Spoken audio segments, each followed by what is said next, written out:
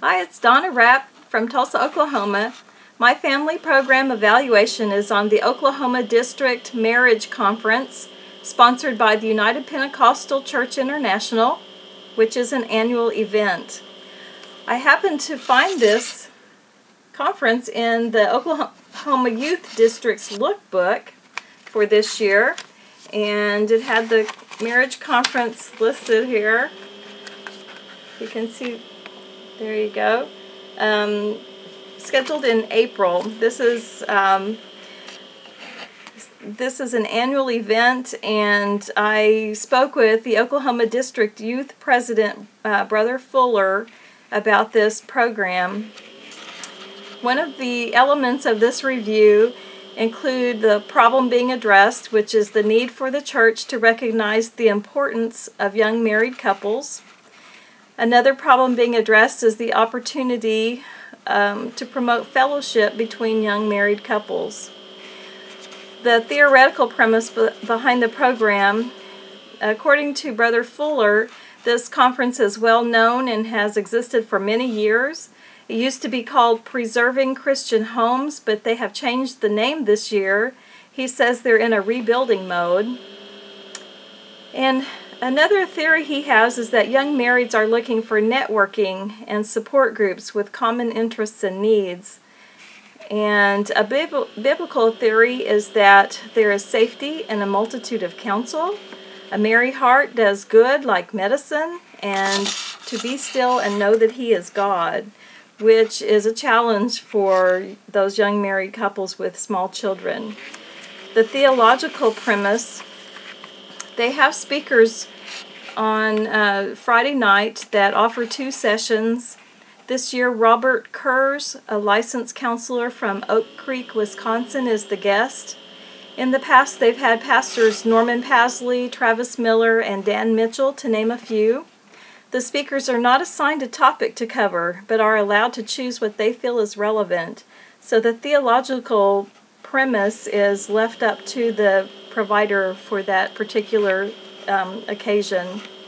The overview of the program: the marriage conference has an assigned event coordinator that brings suggestions or changes before a committee, which are then submitted to the Oklahoma Youth District for approval. The conference is offered once a year at a cost of $30 per couple. It's held this year in Tulsa at the Renaissance Hotel. An overnight stay after the speaking session is optional at the couple's expense, but childcare is not provided. A third session will be offered this year on Saturday morning, and the topic is Media in the Family. And then marketing entails inclusion in the lookbook that I just showed you, a listing on the UPCI website, and the event coordinator sends out a flyer and an email to pastors to remind them of the event. The program evaluation, actually there aren't any. They don't have any formal or informal evaluations performed by either the staff or attendance of the conference. And ways the program should be evaluated would include setting measurable goals for the conference, such as conducting a pre-conference survey for input on need and interest, followed up by a post-conference written comment or suggestion for evaluation of whether the goals were met. And there should be an informal or possibly formal contact made with pastors to seek their input. The conference attendance has dropped from 90 to 100 couples about 8 years ago to only 15 or so couples last year, according to Brother Fuller. So it's obvious that an evaluation process is indicated to determine the effectiveness of this program. And suggestions for improving the program might include marketing and surveying or evaluation, to look at that according to their finances, and possibly to look at the focus of the youth department, whether it should be on student ministries or on marriage. And Brother Fuller felt like events outside the local church are not well attended because churches are becoming more autonomous and people are very busy raising small children. And also their finances are limited, which prevents their attendance, so possibly subsidizing that in some manner.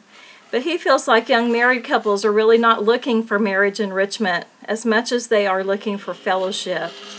So my suggestions for improving the program would be to establish who their target audience is and then consider how to reach them effectively.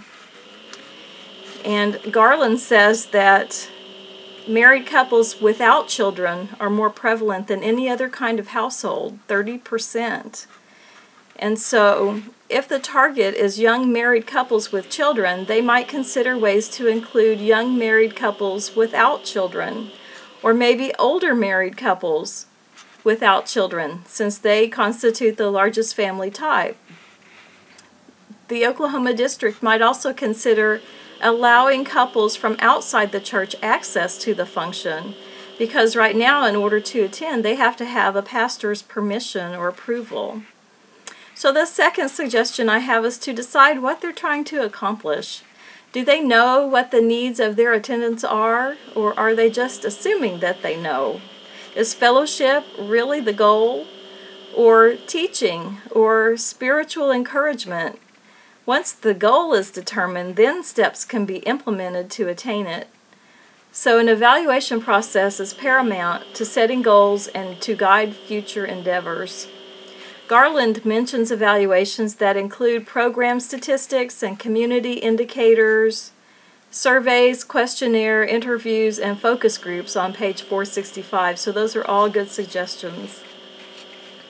And then thirdly, the district could revitalize their leadership efforts. Maybe have a rotating position with a set tenure in order to receive fresh insight and new input.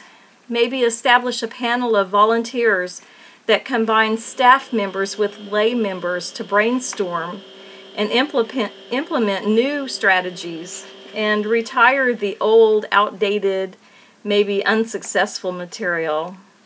If the youth department isn't sold out on hosting a marriage program, then possibly relocate it to a better suited department may be in order, or maybe even retire the event altogether in favor of time better spent elsewhere. I can relate to the event coordinator not having enough time to return my phone call. He has my sympathy. In conclusion, we know that marriage is God's lasting covenant by His design. He will provide the time and the finances, the energy, the babysitting, the whatever is needed to see that people who are hungry for His presence are not left empty. I commend the Oklahoma District Youth Department for their efforts in trying to support young married couples. Although some modifications could be beneficial, they are doing their best and deserve our appreciation. Thank you so much.